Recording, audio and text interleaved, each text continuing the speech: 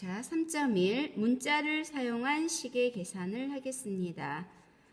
우리가 간단하고 그리고 간결하게 또는 좀 더 보기가 편하게 이렇게 문자를 사용하는데 우리가 많이 사용하는 문자가 X가 되겠죠. 그렇죠? 그리고 A, B, C 이런 것들, X, Y 이런 것들인데 우리가 전에 이렇게 네모, 초등학교 때 네모를 사용하던 거 있었죠. 이 네모가 이제 중학교 올라와서 문자로 X나 Y나 또는 A, B, C 조금 A, B, C는 어떤 특정한 수를 나타낼 때 많이 쓰이고 보통 특정하지 않는 구체적인 값이 주어지지 않는 수량이나 그런 것 때는 X나 Y를 많이 사용해요.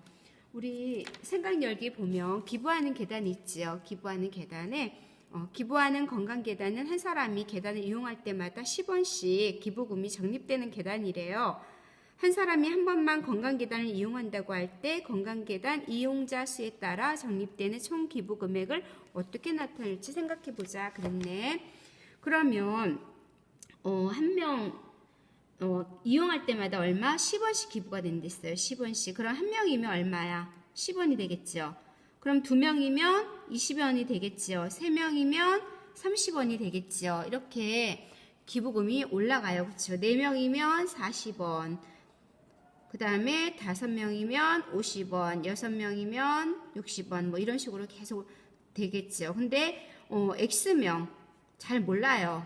명수를 정확하게 몰라. 그랬을 때 이제 우리는 X를 사용합니다. X명일 때는 얼마? 10 곱하기 X가 되겠죠. 그쵸? 그래서 우리가 이렇게 문자를 사용하는데, 문자를 이렇게 사용해서 식을 나타내는데 요 곱셈 기호라던가 나눗셈 기호를 생략해서 좀 더 간결하게 나타낼 수가 있어요. 그래서 곱셈을 생략하는 경우를 이제 약속을 하기로 했어요.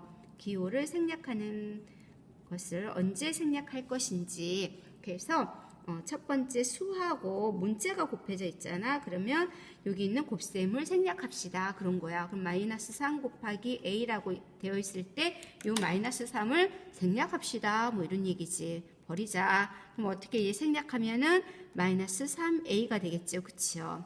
이렇게. 그 다음에 마이너스 0.1 곱하기 B다. 그럼 얘는 어떻게 나타내? 마이너스 0.1B. 그럼 1 곱하기 A는 어떻게 나타내요? 이 1은 생략하자. 곱셈 기호하고. 그래서 A만, 그 다음에 마이너스 1 곱하기 A는 어떻게? 마이너스 A로만 나타내자. 이렇게 된 거지. 그 다음에 문자와 문자를 곱했을 때는 어떻게 할까요? 그랬는데 이제 뭐 A 곱하기 F 곱하기 뭐 B 곱하기 C가 있다. 그럼 얘네는 여기 있는 문자 사이에 요 곱셈을 다 생략합시다. 그렇게 된 거야. 요 생략 기호지, 그치? 생략합시다. 그럼 어떻게? 그리고 알파벳 순서로 써주는 거예요. A, B, C, F. 이렇게 알파벳 순서로 쓰자. 써서 나타내자. 그렇게 된 거지요. 그 다음에 예를 들어서 같은 문자일 때는 어떻게 할까? 문자인데 같은 문자. 예를 들어서 뭐 A 곱하기 A 곱하기 C 곱하기 C 곱하기 C 그 다음에 뭐 B 곱하기 B다. 이러면 어떻게 나타낼까? 그러면 여기 있는 곱셈 기호를 다 생략하고 A가 몇 개? 2개예요. 그럼 A의 제곱 이렇게 거듭 제곱으로 나타냅시다. 그렇게 된 거지. B는 몇 개? 2개. 그럼 B의 제곱, C는 몇 개? 3개. 그럼 C의 세제곱 이렇게 나타내자고 그런 거예요. 여기 선생님 틀릴 뻔했네. 이거 버리는 거죠. 다시 A제곱, B제곱, C 세제곱. 그래서 이거는 거듭 제곱의 꼴로 나타내자 이런 얘기입니다. 그 다음에 세 번째 가로가 있는 식이 있어요. 가로가 있는 식은 어떻게 나타낼까요? 예를 들어서 3 곱하기 A 플러스 B다. 그럼 어떻게? 얘는 여기 있는 3을 생략합시다. 그런 거야. 그래서 그러면 3A 플러스 B라고 나타내면 되겠죠. 그런데 A 플러스 B 뒤에 이렇게 곱하기 2분의 1이 있어요. 그럼 얘는 숫자를 먼저 써 주십시다. 이렇게 된 거지. 그래서 2분의 1 A 플러스 B로 나타냅니다. 자, 두 번째 나눗셈을 생략할 때는 어떻게 하느냐. 나눗셈 기호 생략. 자, 나눗셈 기호는 우리가 A 나누기 B다 그랬을 때 우리 어떻게 풀어준다 그랬죠? 나누기는 A에다가 나누기는 곱하기로 바꾸고 B는 역수, B의 역수는 B분의 1이죠.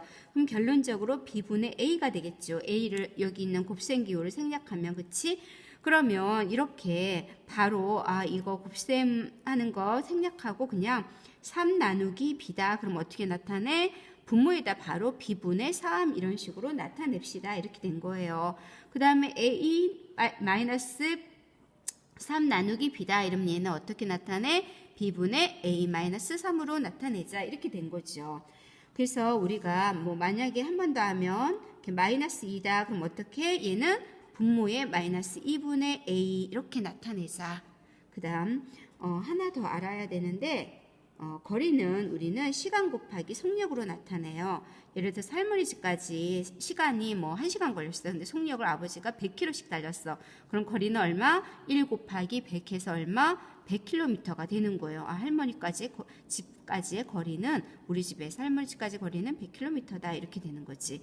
그럼 시간을 구하시오. 그럼 어떻게 구해요? 시간만 남겨놓고 속력은 곱해져 있으니까 이 거리 쪽으로 가면 어떻게 돼? 곱하기는 나누기로 변하지요. 그럼 거리 나누기 속력이니까 바로 어떻게? 분모로 들어가겠죠. 속력분의 거리다라고 하면 되겠죠. 속력을 구하라. 그럼 속력은 어떻게 구해? 속력은 시간이 곱해져 있죠. 속력에. 그런데 거리 쪽으로 가면 어떻게 돼? 이 등호를 넘어가면 나누기로 바뀌지요. 그래서 거리 나누기 시간이니까 당근 시간이 분모로 가겠죠. 그래서 거리는 분자로. 그래서 이렇게 알아두면 좋겠습니다. 거리는 어떻게? 시간 곱하기 속력. 이 공식에 의해서 어떻게? 시간은 속력분의 거리, 속력은 시간분의 거리 이렇게. 거리는 분자에 있고 다 분모에 다 들어갔죠. 다른 것들은. 자, 그 다음에 농도라는 문제가 가끔씩 나오는데 농도는 뭐냐? 우리가 김장 담을 때 간을 해야 되잖아. 그치? 그러면 소금물을 만들어 와야 돼. 그럼 소금물은 어떻게 해요? 우리가 통에다가 여기다가 소금하고 물을 넣으면 되겠죠. 그쵸? 이게 뭐야? 소금물이잖아. 그럼 전체 소금물 중에 소금이 차지하는 비율을 우린 농도라고 그래요. 그래서 전체 소금물 전체량 분의 소금의 양 소금 내가 얼마큼 넣느냐에 따라서 농도가 높아지겠죠. 거기에다가 곱하기 100% 하면 농도가 나온다. 그런 얘기예요. 그럼 소금의 양은 어떻게 구해요? 소금의 양은 얘만 남겨놓고 소금물은 나누기니까 일로 가면 뭐야? 곱하기로 변하죠. 그럼 농도 곱하기 소금물이 돼요. 그 다음에 100도 없애줘야 되잖아. 그치? 100은 여기 있는 것이 이 등호를 넘어가면은 곱하기는 나누기로 되니까 여기에다가 나누기 농도라고 해주면 되겠죠. 그래서 100분의 농도 곱하기 소금물은 소금의 양이에요. 그래서 우리가 소금을 많이 넣으면은 농도가 진해지겠잖아요. 그치? 짜잖아. 그럼 뭐 설탕물은 어떻게 되냐? 설탕물의 농도도 설탕물분의 설탕의 양으로 해주면 돼. 그 다음에 간혹 거스름돈을 하는데 거스름돈은 어떻게 내가 지불한 돈, 내가 10,000원을 지불했어요. 근데 이제 5,000원어치 샀어. 그러면 물건값이 5,000원이야. 그럼 얼마가 거스름돈은 얼마야? 5,000원을 가져오면 되겠지요. 그치요? 우리가 이제 놀다가 간혹 이렇게 땅바닥에 있는 카드를 가지고 남의 카드를 편의점 가서 긁었어. 우유 하나 샀어. 그럼 어떻게 돼요?